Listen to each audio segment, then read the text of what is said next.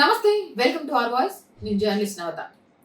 పహల్గామా ఉగ్రదాడి తర్వాత చాలా స్ట్రాంగ్ వార్నింగ్ ఇచ్చారు మోదీగా నేను మాటిస్తున్నాను ఈ దేశ ప్రధానిగా.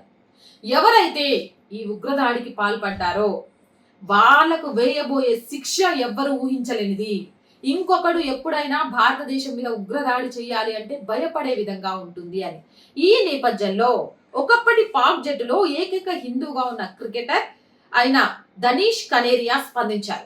ఏమని అంటే, భారత ప్రధాని నరేంద్ర మోదీని అభినందిస్తూ సంచలన ప్రకటన చేశారు.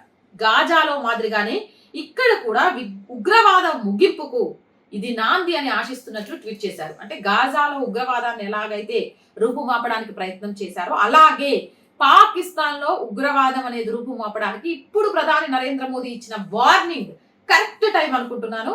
దీంతో అది జరగాలి, అది ప్రధాని నరేంద్ర మోదీతోనే సాధ్యమవుతుందనే నమ్మకం నాకుంది. అందుకని ట్వీట్ చేస్తూ ఇది ముందుకు వెళ్ళాలి, ఇది నాందిగా భావించాలని కోరుకుంటున్నట్టుగా చెప్పారు. పాక్ జట్టులో ఉన్నప్పుడు తాను మత ఛాందస్సవాదాన్ని ఎదుర్కొన్నానని ఇటీవల దనీష్ కనేరియా నిర్మోహమాటంగా బహిరంగంగా చెప్పాడు. పదే పదే మతం మారాలంటూ తనపై ఒత్తిడి తీసుకొచ్చేవారని ఆనాటి ఘటనలను ఇటీవల మీడియా ముందుకు తీసుకొచ్చారు. చూసారా, పాకిస్తాన్ జట్టుని గెలిపించడానికి ప్రయత్నం చేసిన ఒక ఆటగాడిని సైతం ఆయన ఆట కంటే కూడా ఆయన మతాన్నే చూస్తూ మతం మారాలి అని ఒత్తిడి తీసుకొచ్చారు అనంటే పాకిస్తాన్ లో వాళ్ళకు తిండి లేకపోయినా పర్లేదు, బతుకు లేకపోయినా పర్లేదు, ఉగ్రవాదుల చేతుల్లో నలిగిపోయినా పర్లేదు, కానీ మతం అనే పిచ్చి మాత్రం ఉంటది. ఆ పిచ్చికి చెక్ పెట్టగలిగే ఏకైక నేత నరేంద్ర మోదీ మాత్రమే.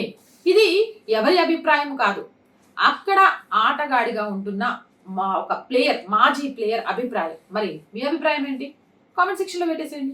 మోర్ వీడియోస్ కోసం ఛానల్ వెంటనే సబ్స్క్రైబ్ చేయండి. అండ్ ఆర్థికంగా ఆ వాయిస్ కి చేతుగా నిలవండి. ఆర్థికంగా సపోర్ట్ చేయాలంటే సబ్స్క్రిప్షన్ పక్కనే జాయిన్ అనే బటన్ ఉంటుంది. 1 to 5 లెవెల్స్ ఉంటాయి, ఏదో ఒక లెవెల్లో సపోర్ట్ చేయండి. అలాగే స్క్రీన్ మీద గూగుల్ పే, ఫోన్ పేతో పాటు అకౌంట్ డీటెయిల్స్ కూడా ఉంటాయి, మీకు తోచిన సహాయాన్ని చేయొచ్చు. అలాగే వ్యాపార ప్రకటనల కోసం, ప్రజా సమస్యల్ని తెలియజేయడానికి 8328500576 నెంబర్ని సంప్రదించండి. జై హింద్, జై భారత్.